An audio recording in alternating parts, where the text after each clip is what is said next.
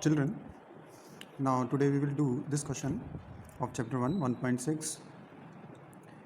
In this question, there is a square A, B, C, D. This is given here. And at the four corners, there are four charges situated. The first charge is situated at A. It is QA, 2 microcoulomb. Situated at B, QB, minus 5 microcoulomb. Situated at C, QC, 2 microcoulomb. And situated at D, QD, minus 5 microcoulomb. So the four charges are situated at the four corners of the square. And one charge is situated at the center of the square where the diagonals meet each other. It is 1 microcoulomb. Now, what is the force on the 1 microcoulomb charge? What is the net force on the 1 microcoulomb charge?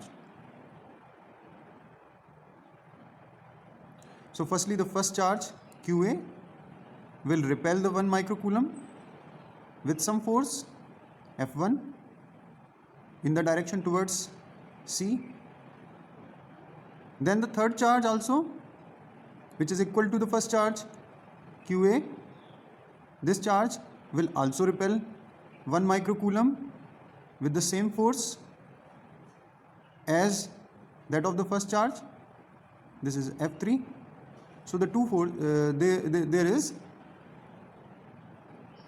equal and opposite force. F3 is equal to F1 and F3 is opposite to F1. So the vector sum of F1 and F3, it will be 0. Vector sum of F1 plus F3 is 0 because the forces are equal in magnitude and opposite to each other. Now what will be in the case for the second charge and for the fourth charge? The second charge is equal in magnitude, minus 5 microcoulomb, and the fourth charge is also minus 5 microcoulomb. They both will.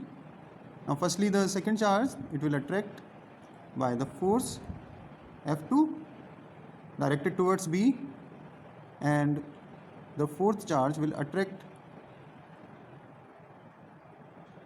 1 microcoulomb with the F4, and F2 and F4 will be equal in magnitude,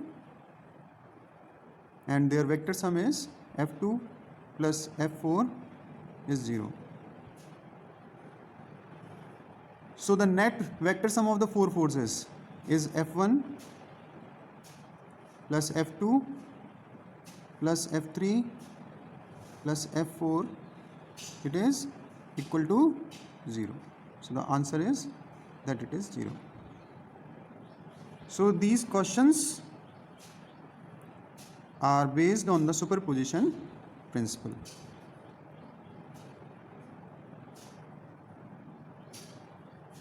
Superposition principle. So where the net force is obtained by finding the vector sum of the forces. We have to see the direction of the forces.